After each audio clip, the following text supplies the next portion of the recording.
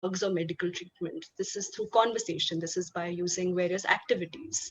And in order to talk about this, we have two very esteemed panelists with us. And this webinar is being organized by Health O Mind. Health O Mind is a mental wellness startup based in Bangalore.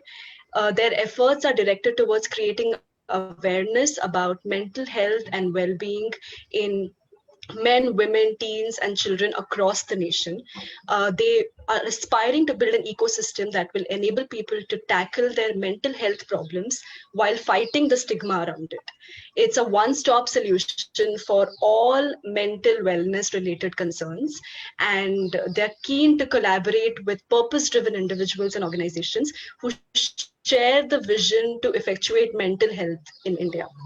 Um, Health of Mind also looks at mental wellness from a holistic perspective, and that is what differentiates Health of Mind from other organizations. We have with us two very, very important people in this space. Our first panelist is Ms. Pinki Solanki. She is a master's in social work from TIS. She has 2 decades of experience working with NGOs, with the government, and with United Nations.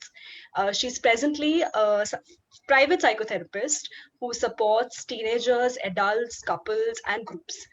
She's also certified in relational gestalt therapy, and she has been training and in association with feminist counseling practice. Thank you so much, Pinki, for joining us today. We're very glad to have you with us. Thank you, Apekshita. Great. We also have another psychotherapist, Ms. Nandita Seshadri.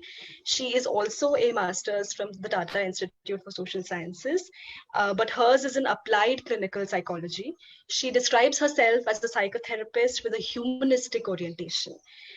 She works with adults from a diverse background and helps address their psychological vulnerabilities. Hi, Nandita. Thank you so much for joining us. Thank you. Hi, Nandita. Great. So, everybody who's joining us, thank you so much. I just want to be sure that we're perfectly audible and visible to you. So, could everybody just type 1 in the chat box if we are?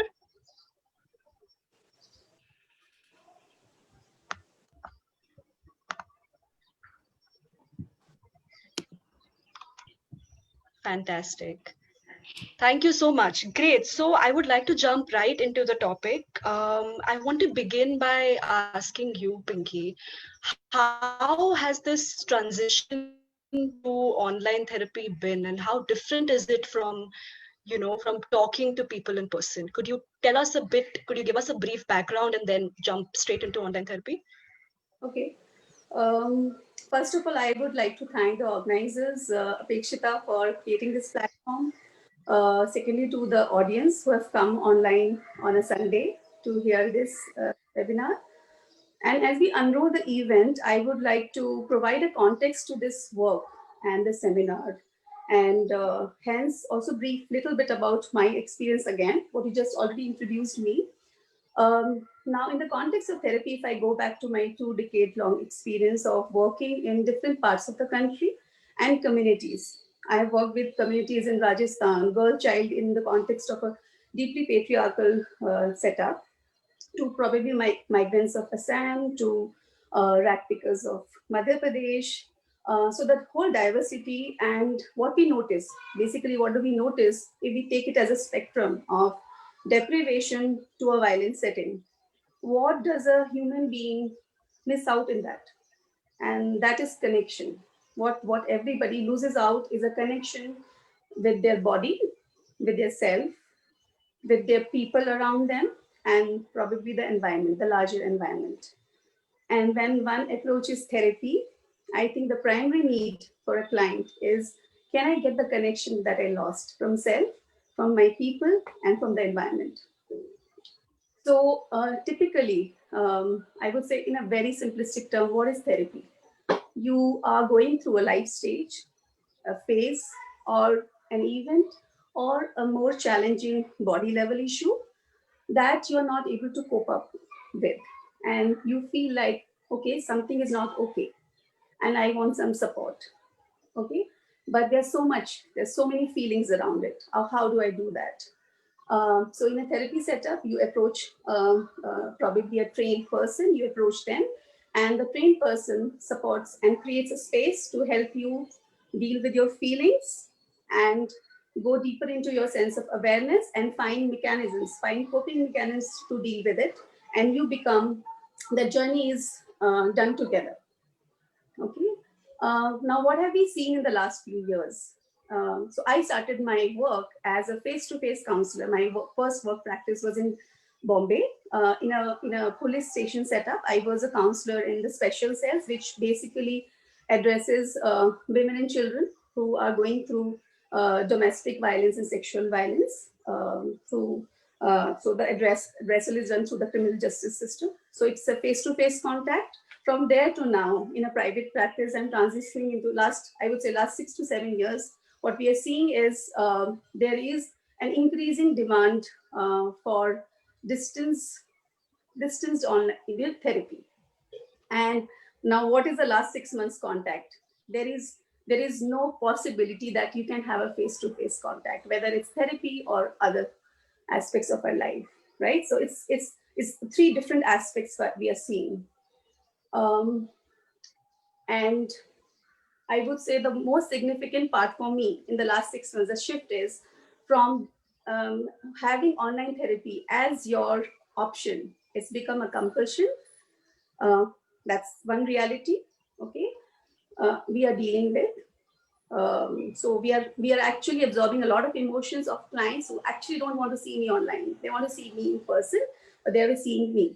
Second, again generic. If I again go back before COVID, I was meeting like three big sections of population. I'm meeting a population which is in the post 60s, people who have grown old before the internet era, and they have I would say with my limited experience. I'm not saying it's true for the entire population, but a significant population who's still not tech savvy. So they for them coming to online therapy is a huge resistance. Then we have a group of population probably my age, or here a little bit like 5-10 years above and below, who actually grew up when we were not having internet and we transitioned into it. So there's some experience. And then we have generation X, which is okay, I want to be doing everything online, right? So again, it's a spectrum we are dealing with, from preference of the generation X to the resistance of the old generation. So we are meeting these three. And again, when I'm saying it's not that I'm not saying every old person is. I also have a client who I don't is match competing with a generation X, but I'm just giving you like a tentative, um, projection of how probably I need that. So this is a three diverse population where we are meeting. What is typically online therapy? The basic ethics and principles stays the same. We choose a modality that that is most preferred by the client. It could be Zoom, it could be Skype, it could be WhatsApp video call. Many other platforms have come up which clients use. Most of the things remain the same. The rest of therapy practices. We'll come to some of the details of how we do the preparation as we go along in the seminar. Sure. Nandita, I would like to ask you, so how has the transition been for you to online therapy? And of course, we know that when you're talking to clients online, there are a number of challenges. There could be power outages, there could be network issues. You've also told me that there's a lack of privacy. So could you tell me a little more about these challenges and how, as a therapist, you're dealing with them? Yes. So with the lockdown, therapy has never been more accessible, but it is also really difficult to get that privacy to have a conversation with someone. So everyone's working from home, so it's difficult to get your own space, whether it is for the professional or the client. It's difficult for all of us. So the preparation is much like a webinar or any other online class that you would attend. You would need to find, say, a quiet space. You have to have multiple options for whatever video platform you would want to use, or an audio platform, or is there something else that you might need to do? So if a video call is not working, do you just need to do a phone call instead? And you continuously have to improvise and adapt. And now it takes a few extra moments to start a session, because first it's all about, can you hear me, and am I audible now, or do I need to move? So it's small things like that. And yes, you do try different mediums, and you take a while to kind of find the right connection and get started. And the thing that I found most important here is to have that flexibility and give that some time. Like sessions take a little longer to get started, maybe, and there may be disturbances in between. There may be someone might come in, or there may be certain bits where you're stalling. All of this happens in online sessions because we are all adjusting to a new way of living altogether. And it is, so I think the most important thing about dealing with it is that realizing that it is just a part of our new normal, and being willing to be flexible about being basically being okay with that, being okay with accommodating that in the therapeutic space. Yeah. Sure, absolutely. But as therapists, I know that all of you are also really dependent on physical cues, right? Like if somebody is gulping or if they're shaking their hands or legs, and suddenly none of that is possible in online therapy. So how do you navigate with that? How do you continue to establish that connection online? Personally, Pinki, if you could, yeah. yeah, no, continue. So Nandita, go ahead, please. Yeah.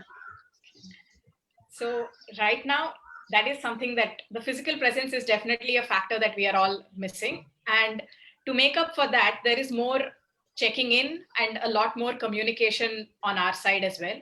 So wherein you check with your client saying, how is it that, what's on your mind right now? As we are doing this, what's happening? How are you feeling? What is on your mind? What are you thinking about? Or what is it that you might want to do right now? And we kind of have to trust that they are willing to be honest about how they feel, and that they are willing to open up about any difficulties that they might have, so that you can work with that. So there is a lot more communication, things that you might have. Physical presence is something that we might have taken for granted earlier. That is, being there is something that is very that's how we were trained. But now retraining is it's a process, and it's happening for everyone. okay, let me take it forward a little bit. Apekshita,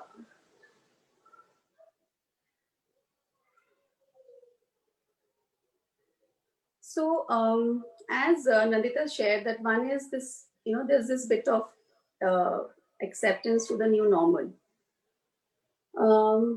That's, I would say there's some sadness that comes to me when I hear that, and when my clients say that, especially the clients who are not okay with not meeting.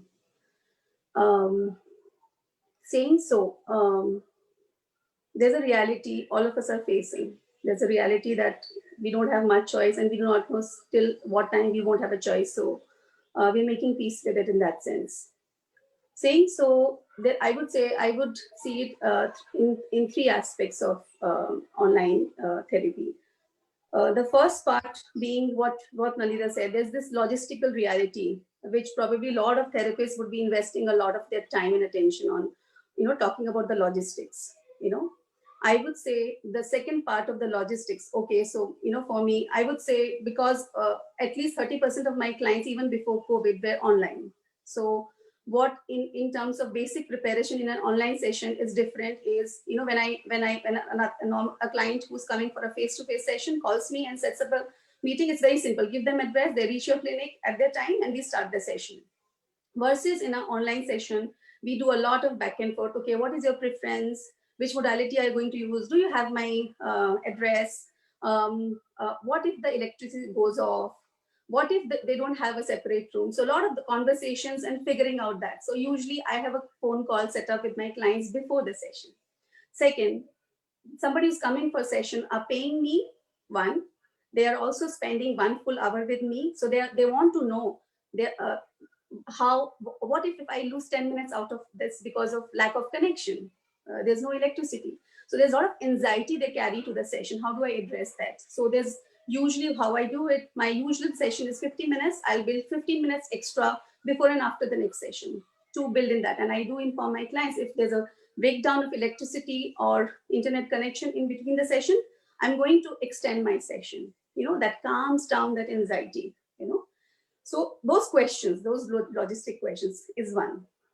What is the second part of the logistic? That's the impact of logistics on you. I think that's something which I'm dealing a lot right now in the last 6 months.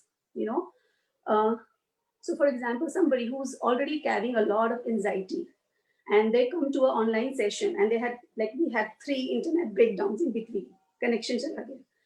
What do we do? So if I continue with my conversation, if for example, if she was talking about, oh, how I feel with my partner, and then 3 times there was a breakdown, this entire flow of the connection she was having with her, that theme gets completely haywire. And what takes over the body and the mind is that irritation with the electricity, right? So what usually we'll do is we'll stop and we'll say, okay, this has been too much of disturbance. Tell me, how are you feeling with the disturbance? So basically making a meaning of the logistics, because frankly, for some clients, it would be so much. I can tell you with some of my client experience, sometimes what we are dealing with is only the ruptures they have experienced in their immediate environment, in terms of somebody not giving them space, somebody disturbing them all the time, somebody not letting them sleep. So somehow this online therapy, again, I would say it really takes you back to your existential challenges. And that becomes a big part of our processing. And I'm not saying that we don't do it in a face-to-face session. We'll still do that. Some client reaching the session huffing, buffing. So we'll just say, okay, let's take a moment. Let's see how was the travel. Let's settle down. Let's breathe, versus much more and elongated and more here and now. Something happened in between the session. The second part, what you said, what happens when I'm doing an online therapy and I'm not seeing this whole person, So I have an experiment. How about like we take a pause here, Apekshita, and I ask you, that I'm seeing you right now. I'm just seeing you here, and if I want to ask you, tell me are you sitting? Are you standing? Where are your legs? How are your legs right now? You're mute. You're on mute. You're on mute.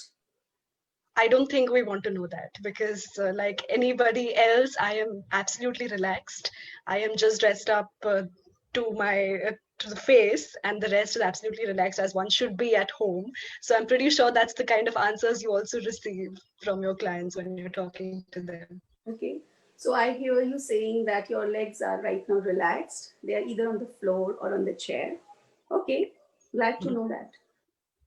So I just take a pause here. So because we are not having information about the entire body, and human beings fundamentally are organic, so we can't be disconnected with our body. So when I'm collecting information by looking at a person online, I would have this add-on that, okay, let's start the session. Tell me about how you're feeling right now. What is the body feeling like? And of course, many times I would also, I'll miss out, because we are in the middle of a, conversation where I'm not seeing what is happening to the client. Like, for example, a lot of cues you get from, a client sitting on your chair, and, there's a lot of movement in the body, and especially lower part of your body. And we don't see it on a Skype session, right?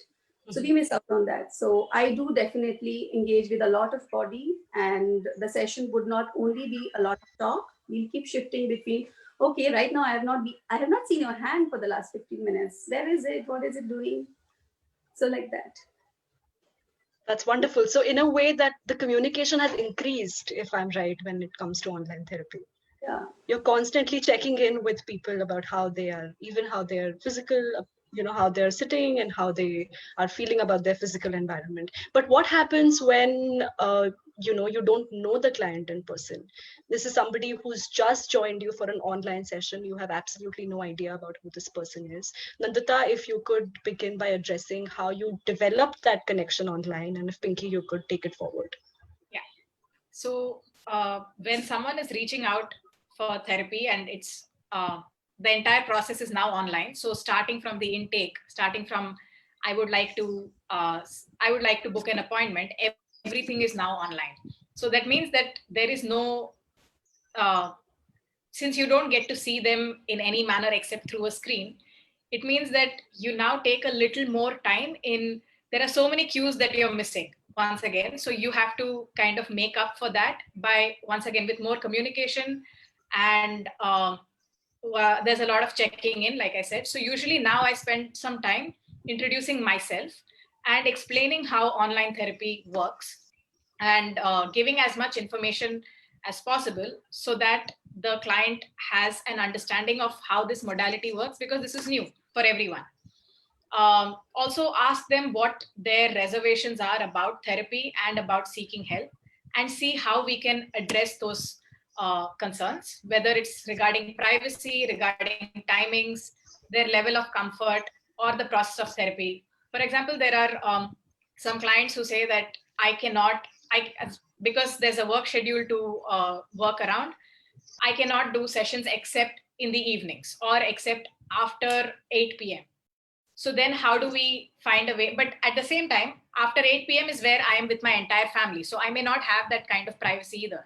So how do we kind of juggle those aspects as well? Because now it's not just me and my client. It's also me, my client, and my client's entire ecosystem all at once in the therapeutic space. So now it is not just me holding space for my particular client. It's also everything around them as well as everything around me.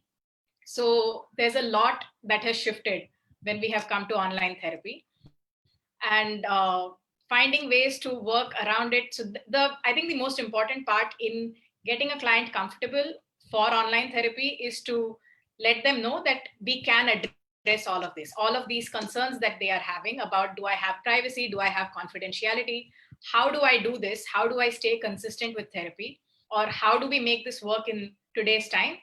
All of this needs to be addressed openly, and that makes a huge difference to know that, okay, maybe we don't know exactly how it will work, but there are multiple options available. So if you're not comfortable with a phone session, can we do a video call? Can we do something else? So how do we space this out? How do we make sure that this happens at the client space? So those are the challenges, and those are some of the things that we now address at the very beginning, so that the client is more comfortable with the idea of online therapy. And hopefully that helps in building that therapeutic alliance as well. Absolutely. Pinky, what about you? How do you, as Nandita has put it, how do you build that therapeutic alliance with somebody who's just met you online? So I'm smiling because some example was like a very daily life example was coming to me, and I thought I will be using a little bit of Hindi here. So I was thinking कि हम लोग पुराने ज़माने में जब हम लोग कपड़े सिलवाने जाते थे तो कैसा होता था कि हम मास्टर जी के पास जाते थे और वो एकदम परफेक्ट साइज हमारा लेते थे कि वेस्ट कितना है और लेंथ कितना है, एंड वील गेट अ कपड़ा stitched like and there's a physical contact, right?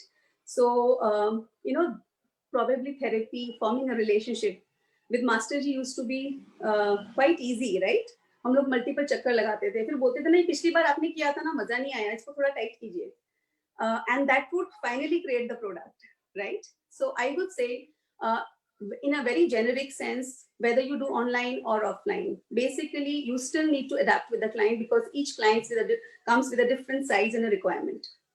किसी को बटन अलग चाहिए, किसी को स्टफ अलग चाहिए, किसी को साइज अलग चाहिए, right? So that still goes on कि you will still have to figure it out as you go along in your journey with the client of how do you form a relationship, which is very unique for each individual.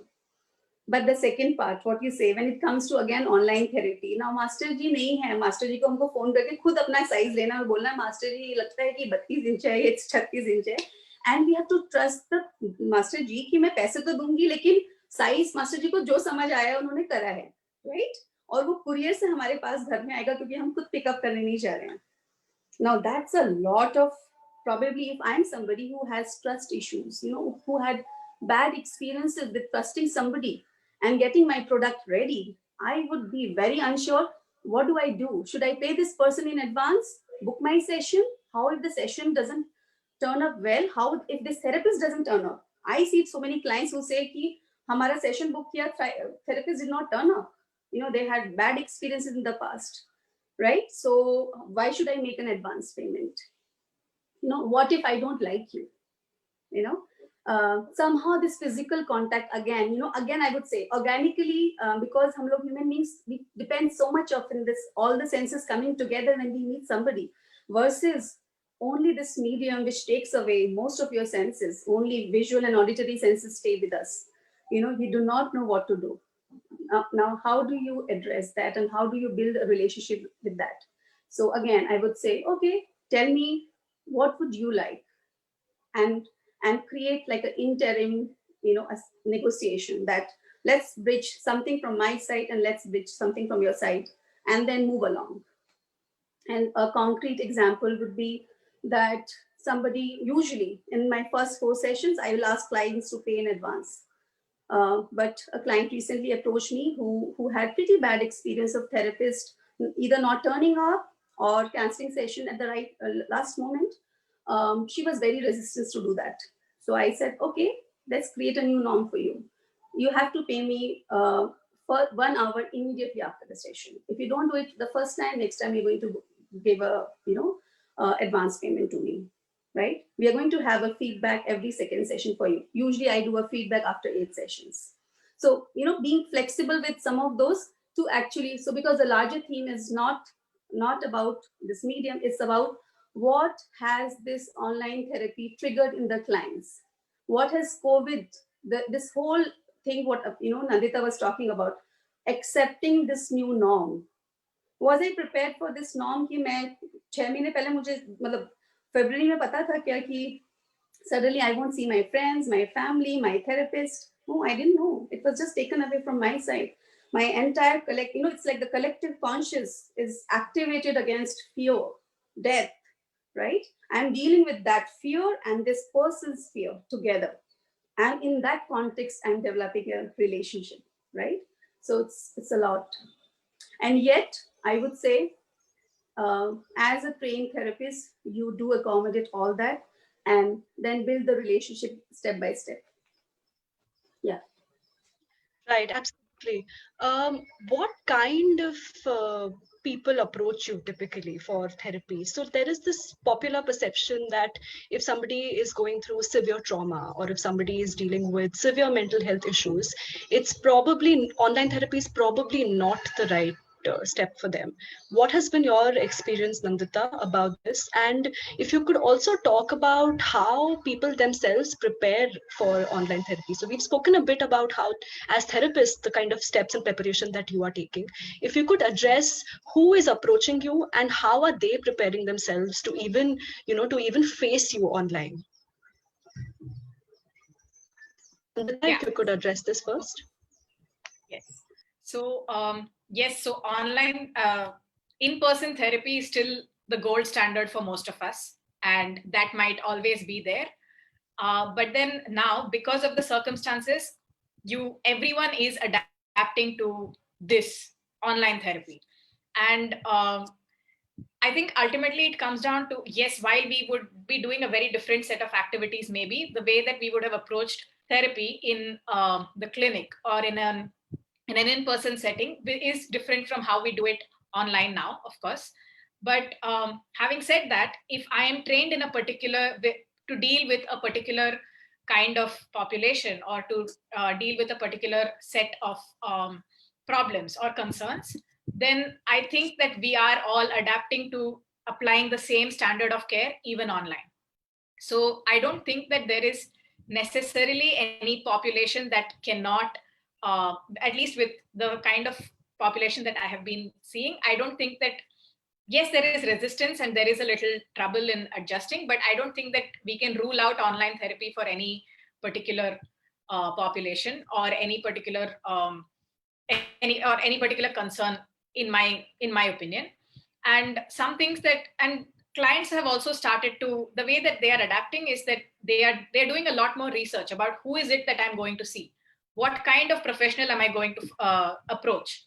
And there's a lot more information out there as well, because now online therapy is the only option available. So who do I approach now that there are so many people available, so many options that I have everyone available to me? So who do I go to? Do I go to a psychiatrist? Do I go to a social worker? Do I go to a counselor? Do I go to a therapist? And under that, what kind of therapist do I go to? What is their orientation? What is their practice, what is their, all these different questions that clients have. They have a concern, and all these people are differently equipped to deal with their concern, but how do they make that choice? So right now, there's a lot of clients now ask those questions themselves in the first session, or before the first session even, wherein they ask, what is your area of expertise? What are your credentials? Have you seen other clients with my concern before? What is your experience? How many years of experience do you have? And this is a conversation that we are all willing to have, wherein we have that initial conversation regarding the work that I do, regarding their concerns, and talking openly about what is the kind of what does therapy look like. So what kind of, do I set homework maybe, or do I have certain requirements from my clients from the beginning, or do they need to prepare in some manner? Ultimately, it comes down to their willingness and our shared willingness to work at the client space. And what the client gets as a result of coming for therapy is someone who's got their back and is rooting for them to succeed. So there are a lot of people who are now opting for online therapy because it's really making a difference, and they're definitely up for it. Yeah.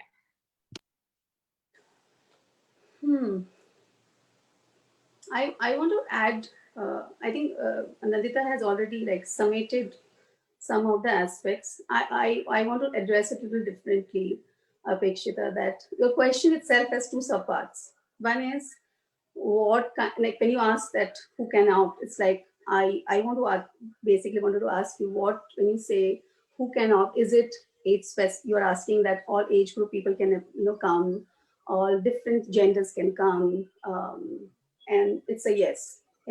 Everybody who feels I need support, and I think lately we have been really talking about dealing with the stigma all around, asking for help, and how we can as communities build that, right, and reduce the stigma. There's no two thoughts about it. The second part is when you said severe trauma or mental health challenges.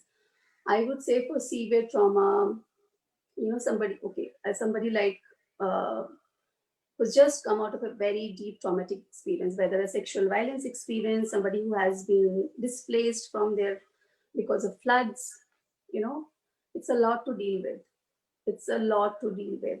And ideally, and it's again my personal position, I feel a therapeutic session, till it reaches a point where you start feeling okay coming out of the session, there's a lot to deal with in terms of grieving for that loss, because any form of trauma is ultimately going to take you to grieve for the loss of either your body or your emotions, your trust, right?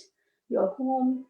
Now, it brings up so much that before and after the session, probably you need a lot of physical holding as well. And that's been one of my personal positions that, I would usually, if a client approaches, I'll say, okay, let's meet in person.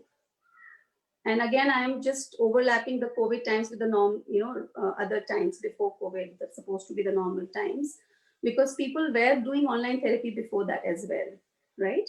And right now, since we do not have an option, so I won't say, like for example, one person who approached to me for therapy from Delhi after the Delhi riots, he lost somebody in the family.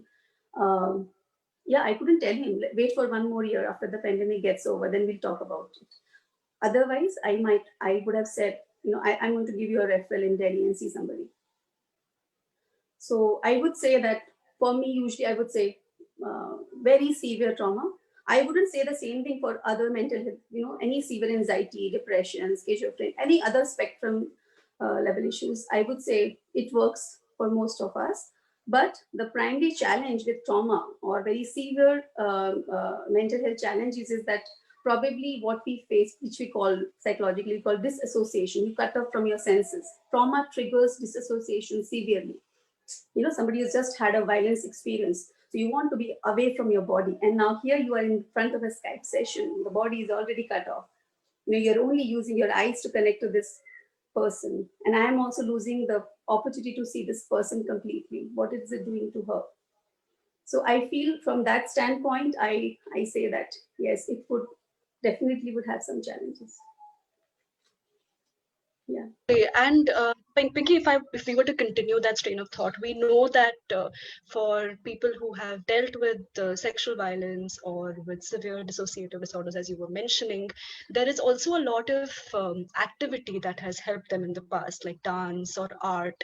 Of course, it's a gradual process. It takes several years for them to be to be completely healed and sound. But is that something that you are already using when you're talking to people online, or is it purely restricted to conversations? How is it going for you? So as you also, you know, during my introduction shared that I have also been certified in expressive art therapy and Gestalt. Actually, both employ a lot of this work. You know, we don't restrict only talk. You know, we do a lot of work with the body and we do a lot of projective techniques. So basically, art. How do we engage with art? Is I definitely use it a lot in my online sessions, and I could use an example here, you know, to tell you I'm working with a client, and when he was growing up, there was a lot of challenges at the home front, multiple traumas he went through, and I could share an example using an artwork here. Would you share the pictures here? Yes, absolutely. So I'm keeping the client's name and the details confidential. I have taken permission for sharing this artwork. Okay, so this is the first picture. As you notice, Apekshita, there are on the left hand corner, bottom side, there are two circles. One is a very small circle and one is a bigger. You'll have to really locate it in the middle of the entire network of threads he has drawn. Okay, so the client calls himself as the smaller circle, and he says the bigger circle was his brother. I asked him, what is this all network? So he says, this is the trauma of my life. These are multiple incidents that took away my childhood. He had a parent struggling with cancer in his family. There were a lot of deaths in the family. He grew up seeing one of his parents struggling with cancer, continuing to uh, uh, see the second phase of cancer in the family. Let's move on to the next art piece. Now, as we were doing this artwork, so the second picture, Apekshita. I asked the client. So when we are engaging with artwork, one is that we are trying to, because in an online session, what we are talking about loss of senses, we are trying to somehow use it through this, you know, a medium where the client is there. So we prepare for an artwork with them, that you keep your colors and papers with you, so that if something comes up, we can use the paper to put out that internal mental image on a paper. So it's like a projective technique. Here in the second picture, so I asked the client, so okay, that's how, because there's a lot of work we have done together on working with his childhood trauma. So we shifted, I asked him that, okay, so it looks like this is what we have been working with in the last 1.5 years. And now lately I've been hearing you making some shifts. And if I had to ask you that, you know, you had a magic wand and you could take away that entire trauma that, you know, really surrounded your childhood, how would your life would look like? And this is the second picture he came up with. And if you notice again on the left-hand side, one is a small plant growing up and there's a bigger plant. He calls himself as a smaller plant and the bigger plant. The noticeable part in this is he said, see, in this, there are no crisscross. I have sun, I have clouds. My life would be normal. The biggest, and I said, what stands out for you? He said, this is life. Can you see my previous picture? I was a stone, but I'm a plant here. And this picture, I would say, has taken almost a year's work to reach here. And when the client looks back and sees this, for him, oh, wow, this is where I'm feeling. This client continues to keep one of the objectives for his therapy as, you know, creating more and more space for his emotions and his life, because that's what he has missed in his life. And very recently, I asked him that, looks like you are really working through your own emotions and creating a space for yourself, and you honor your emotions so much. You are compassionate towards your people, but again, you're also compassionate towards yourself, which you used to miss. And how would you say your life is right now? And there was a third picture that came up. Yeah, so would you? Yes. So this is the third picture, Apekshita. If you see, this speaks itself, right? So this is the biggest. He's drawn, nothing else is there, and he stands in the middle of it, and he says, "See, I'm here." Just like to demonstrate a growth process in a client, that how we can use artwork to help the client to also grieve, or okay, this is how my life is. At the same time, the support also is about discovering that, oh, how am I coping, what did I actually miss, and can I bring it in my life right now? So somehow being connected to his own journey and reaching to a point where he feels, okay, this helps me. And yes, Right. I do employ a lot of movement work in my sessions. Wherever possible, clients who conduct their online sessions with me in a room and they have space, I do a lot of work. Something will come up and we'll say, okay, let's see it. What is the movement that comes up? What we often do is we switch on the video. I'm able to see the client and they're doing a movement which I witness, and then we make meaning together. Mhm. This is a beautiful example, Pinki. Thank you so much for sharing with us. Nandita, I would like to ask you, Pinki mentioned a bit about the growth process and how over the years you see changes and improvements in your client. But what does this idea of growth look like for online therapy? Would you be able to draw distinctions, or is it largely similar? What has been your experience? So much like in-person therapy, the outcomes might still look the same. Um, when the client gains any kind of insight, even through teletherapy, or even when the client feels comfortable in connecting with the therapist and with themselves, in spite of the physical distance, and when the client feels maybe empowered to make decisions and take responsibility for certain actions. These are all the broad goals of therapy, which is the same regardless of the medium. The only difference is that here in online therapy, you know that in spite of not the lack of physical presence, your therapeutic alliance is still um, strong enough for the client to be able to have the same kind of growth and the same kind of the kind of for them to be able to achieve the same goals that they have set for themselves, regardless of what mode of therapy it is. And like Pinky ma'am said, yes, all of us, I mean, I also incorporate art and movement in online sessions, because these activities can help to bring some kind of insight or new experiences that the clients might have trouble verbalizing. So if it is a phone session, then I might seek their consent to switch to a video call when when I feel like an activity might help. And during that time, I might give them instructions about how to do that particular activity and show them a demo if needed on using video on my side. And I might also do the activity along with them. And this has worked quite well for art-based activities or journaling, even some movement-based activities and visual imagery. So these are all, especially now when there is a lot of collective anxiety, uh, dealing with this, addressing the anxiety, addressing the distress, current distress that the client is facing. These are certain activities that definitely help in ways that maybe talk might take longer, not that it doesn't work. It might take longer, but addressing that through an activity or through movement is definitely more effective in my experience, and is still something that we can use even through online therapy. Right, that's wonderful. So we're almost 45 minutes in the session. I would request participants, if they have any questions, please type them in your chat box. We'll take questions when we have 10 more minutes for the session, and we'll continue with the session for now. But I just want to remind you that you can add your questions, and we'll have the panelists answer them towards the end. Um, for therapy, one of the major challenges that have existed is the stigma that's associated with it, and the fact that it's quite inaccessible, apart from the fact that there are therapists present in metro cities.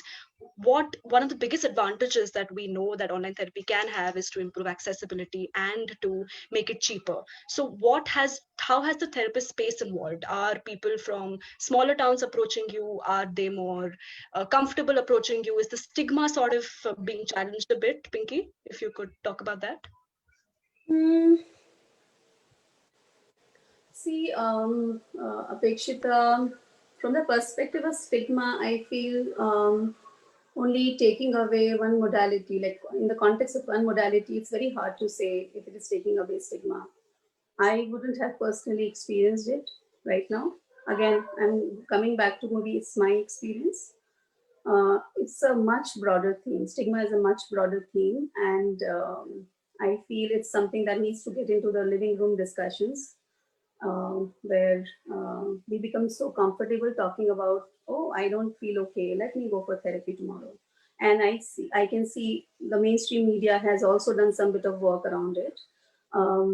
Yes, to some extent we can say that accessibility, because now probably you have far more options to connect with somebody without facing them. Probably it helps clients to contact you. But stigma is a much bigger theme than just contacting you for support. It's like somebody can see me for 2 years, be better, but never ever disclose it to anybody in their family and circle. So how when you ask me this, my one of my criteria, if it is breaking stigma, would be, is it breaking the chain?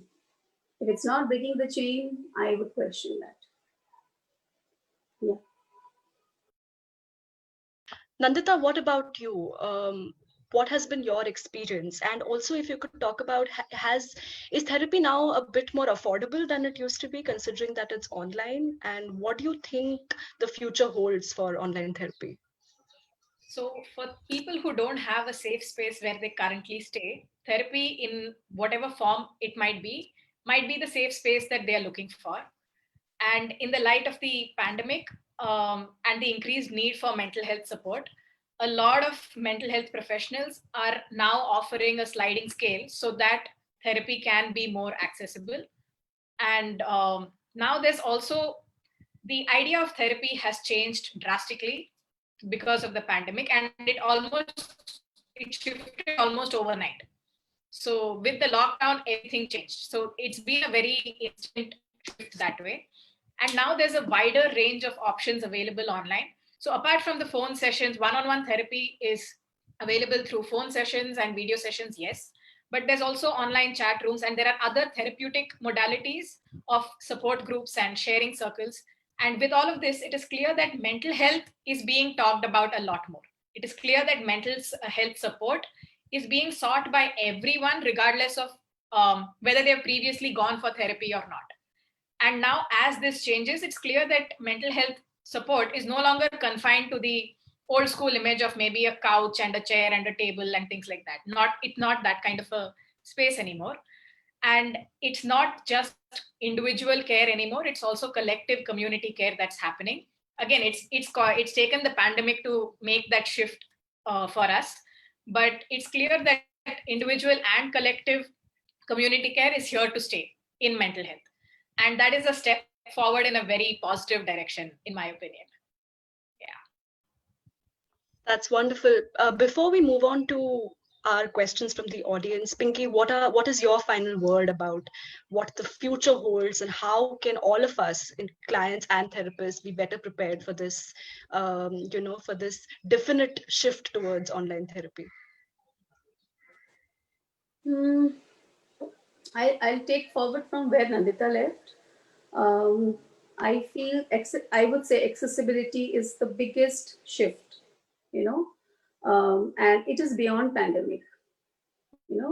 It's beyond pandemic because the kind of work culture all of us are getting into, the distances we have in the urban locations, because of the multiple options to be connected with somebody. One, second, in terms of people opening up to sliding scales, offering a lot of discounts.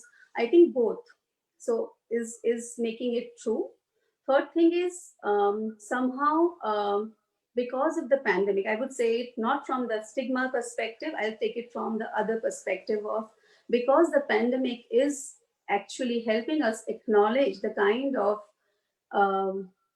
probably the collective trauma all of us have carried, across generations. It is because now it's collective. It's no more that Apekshita, Pinki, or Nandita is facing something, right? All of us know there's a connecting thread. Oh, I am in my house for the last 8 months. I'm just not able to, be okay even with my own family, right? And oh, I also experienced this. So I think that is the normality we are talking about. That somehow I'm not okay is okay to say now. That is the biggest shift, and I think that is what is going to stay. That is what, probably unfortunate to say, but pandemic is going to leave us with that. It has helped us to say I'm not okay and be okay with that. Okay. That's wonderful. We'll move on to some questions from the audience. We have very interesting questions. We have a question from Somita who asks, can art therapy be learned and done at home without a therapist? Nandita, would you tackle this question first?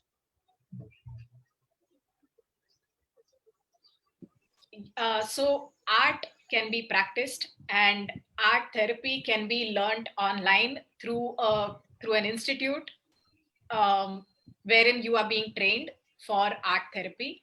But any form of therapy is best practiced with under the guidance of a mental health professional, a trained mental health professional in that field, because art therapy is not the same as just me creating some art. That art has some purpose and has a way to be.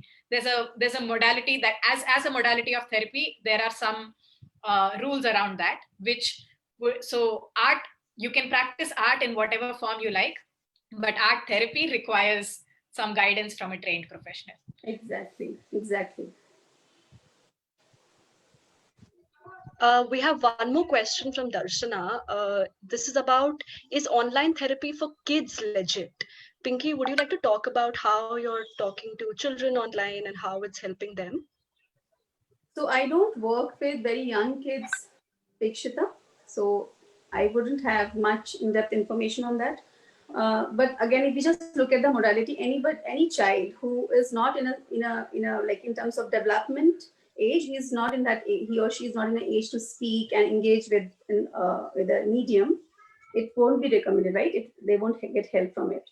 Ideally, if it was a normal time and we had the option, we would usually say kids to have a face, because we have so many other aspects of online dependence of kids, which we don't want to encourage as among young children. So usually it's a no to engage with very young children in an online therapy. In the pandemic, I would say it would be very challenging for very young kids. Absolutely. We have another question from Mukesh Soni who asks, what happens a year from now? The number of therapists remain the same. Will the accessibility benefits carry over in that case? Pinki? What happens a year? How can you repeat the question? The second part of the question? I think the person wants to understand that if the number of therapists remain the same, how do we talk about increased accessibility? Maybe I could add to this question and see whether are more therapists now entering the field? Is everybody now offering multiple online options? How do you see this changing?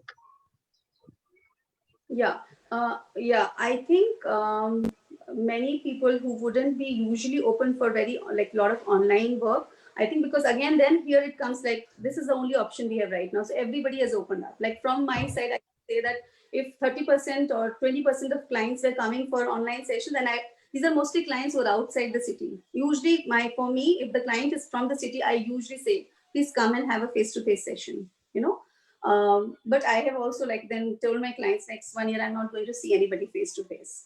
If more professionals are entering or not, that I don't think is going to shift, because the number of colleges and everything stays the same, right? So it's the rollout would be the same, right? So if they stay the same. But I think because people traditionally who were not using online methods, I think because of this compulsion, now all of us are experienced, right?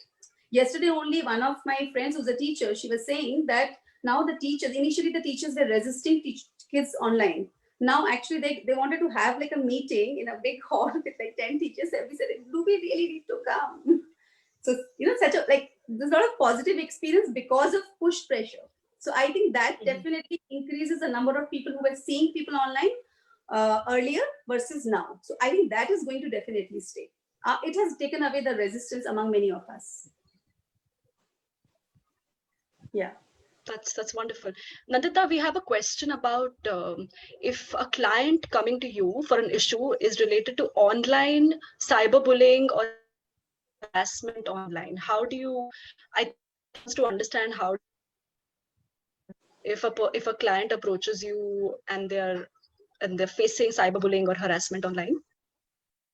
So we would explore the issue as any other particular issue.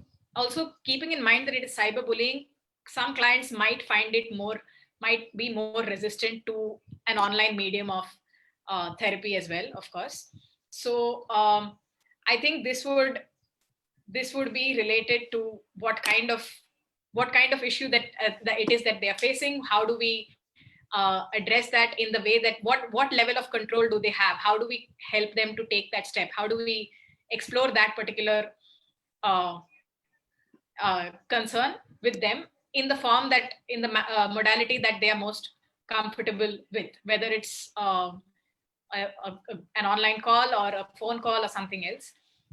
The kind of issue that we are dealing with, again, the way that we would deal with that issue would depend on the client as well. So I can say that we would discuss that the way that we would any other particular concern. There's some simple questions. Apekshita, do you want me to answer them? Yes. Like that? Okay, so we did cover this. Does it take more time to get the client online than in off? We did talk about it.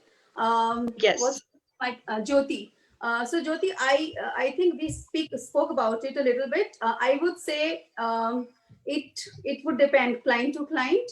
Usually face to face, there's an additional sense of trust. So maybe it will take a little bit more time. A shift to online or adoption to online therapy will influence more people seeking help. Looks like that. I would say at least I would say in the last 6 months post pandemic. But it's a combination, right?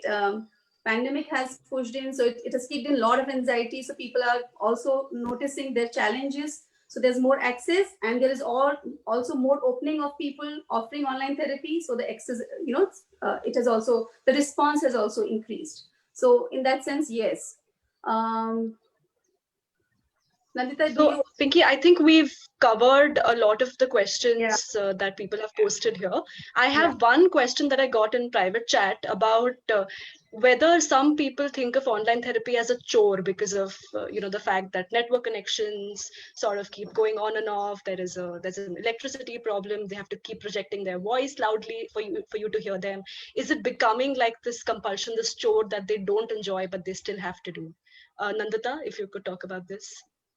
I don't really see it that way, because I think that online therapy, ultimately the idea of seeking therapy in whichever form is for you to feel a little better. Hopefully it's quite cathartic. A therapy session is usually cathartic, and it also helps you it is something that is helping you. And yes, this is not to take away any of the challenges that a person is having in terms of their environment and all of that. But like we said, we do address these challenges in finding a medium of therapy that is most effective for both the client and the therapist. So I wouldn't consider online therapy a chore as such. This is a very interesting question, Apekshita. I also want to address it, but maybe in a therapeutic response. I don't know what's the name of this person, but let me just address it, without the name. If Yes. this person was talking to me, that will it be like a chore? It brings to my notice that probably this person is worried that, oh my God, I have to go to an online session. There will be so many disruptions. It will be like a household जहाँ पर इतने सारे काम के बीच में I'm trying to be like, centered on myself. So probably this is what is coming up for the client is it will be boring, routine task for me. And second, will I have to see this person week after week because I have committed to this therapy? So it basically is bringing up what is stopping probably this person from accessing accessing any therapy. It could be very internal process. So what comes up is this, and I would say that's one of the very I would say very common fears, I could say, that people who have not tried, people feel that it could be so boring. If I book a session, do I have to see this therapist week after week? What if I don't want to do it? If I don't like it? It's a very regular, very very an important question that way, because that is what sometimes stops people. So that way the question is very precise. Absolutely. We're out of time, but it's been an absolute pleasure talking to you, Pinki and Nandita. We hope that this session has informed you a little more about what online therapy is, and whether you think it's cathartic or it's a chore. I'm definitely certain that you're leaving with a far better understanding. Please continue to engage with us online on social media. Keep sending us your questions. We're sure that if we have a good enough demand, we'll get Pinki and Nandita to answer some of your questions again. So thank you so very much, and please continue to engage with Health to Mind online. Thank you.